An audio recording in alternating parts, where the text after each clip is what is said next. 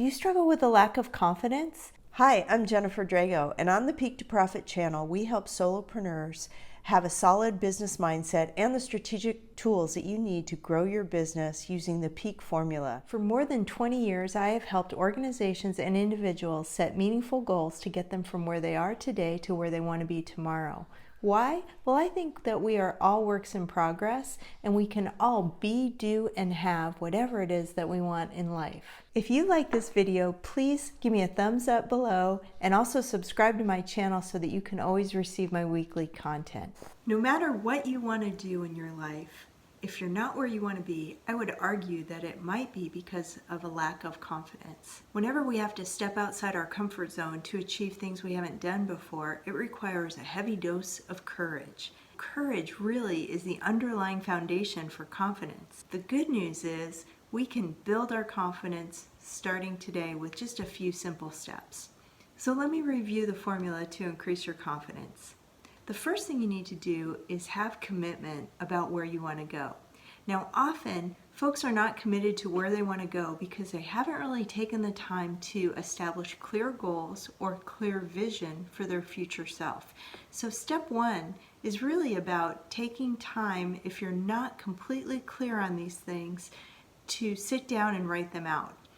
It's akin to riding a horse and letting the horse decide where the horse takes you versus riding a horse, knowing where you want to go and directing the horse in the way that you want to go. So let's be committed to whatever your goals are. That's absolutely the very first step in confidence. Once you know where you want to go and you have a clear path to get there, that's step one. So say that you've just experienced a divorce, the loss of a job, maybe you've become an empty nester and you feel a little lost. You may not have all the answers today. You may say, well, I don't have a clear vision for where I want to go. All you have to do is pick one area of your life that you want to improve upon and you have a direction. So you can be committed to that one area of your life. And then once you make powerful progress in that area, you'll be able to improve your confidence in other areas. The second step to building confidence is to have courage. Eleanor Roosevelt said, do one thing every day that scares you. And I'm going to encourage you to take her advice and really start with some small risks first. So maybe you want to ask somebody out at the gym. Maybe you want to strike up a conversation with somebody at the grocery store. Maybe you want to ask an individual in your professional life to become a mentor. Those are all small risks that you can take with literally about 20 seconds of time. Once you take some of those risks, one of two things is going to happen. Either you're going to be successful or you won't be successful in getting the outcome that you desire. Both are really valuable pieces of feedback because the failure will help you learn to do things better and the successes will help build that confidence. Either way, you're going to build confidence. So you start with small risks, try to take one every single day, push yourself outside your comfort zone, and then you'll be able to take bigger and bigger risks over time, which will further build your courage.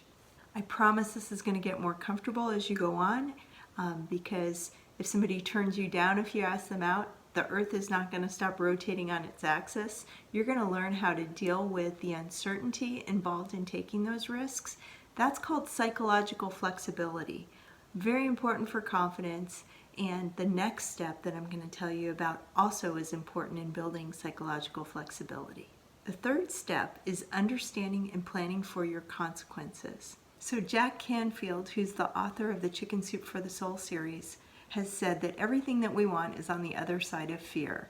And I think he's right. Did you know that human beings have the potential to inflate their fears of unintended consequences by 2 to 7 times? That means that we take a situation and we fear the outcome or fear the potential outcome 2 to 7 times more than we should. Another famous quote is from Jim Rohn, and he said, "We can't avoid all the winters of life." And what he's saying is we must be prepared for all potential endings, right? All potential consequences of our actions. So one way to do this is through fear setting. I heard about this term first from Tim Ferriss. He said that one of the ways that he gets over fear is he thinks through all the potential consequences of his actions. And he realizes that when he thinks through what could happen, nothing is that bad, right?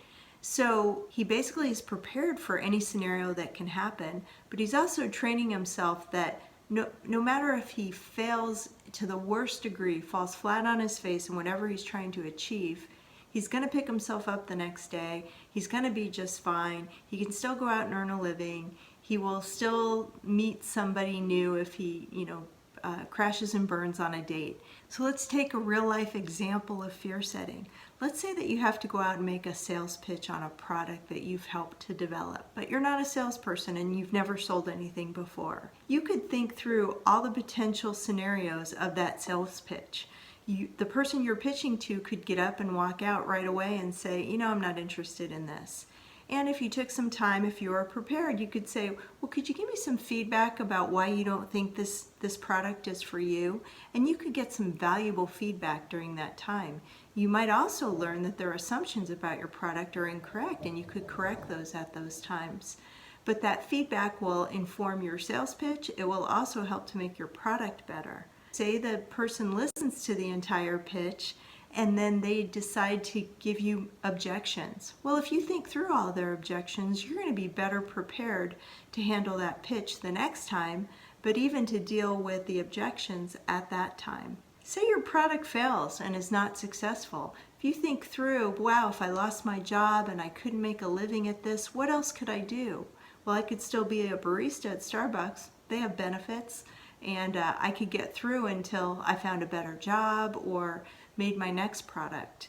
You can think through the consequences and potential endings of each scenario and realize that none of them are that bad and that you go on being you regardless of the outcome of the risks that you're taking. The third aspect of overcoming a lack of confidence is to really plan for any consequence and to plan for those unavoidable winters, as Jim Rohn said. The 3 simple steps to increase your confidence are: 1, to be committed to a goal, which means you have to be clear about a goal and a vision. So figure out what you want to do before you move forward. The second is to build courage by taking small risks. Start with one small thing every single day, build to bigger things. Over time, you'll develop that ability to handle uncertain circumstances, which is psychological flexibility. And then take some time to think about the consequences of your action. What could happen? Do some fear setting and realize that none of the consequences are things that are going to deter you or keep you from your end goal. So if you like this video, please hit the thumbs up below, subscribe to my channel, and if you could share this video with someone that you think needs to hear it, I would be most appreciative. Thanks so much, and I'll see you next week.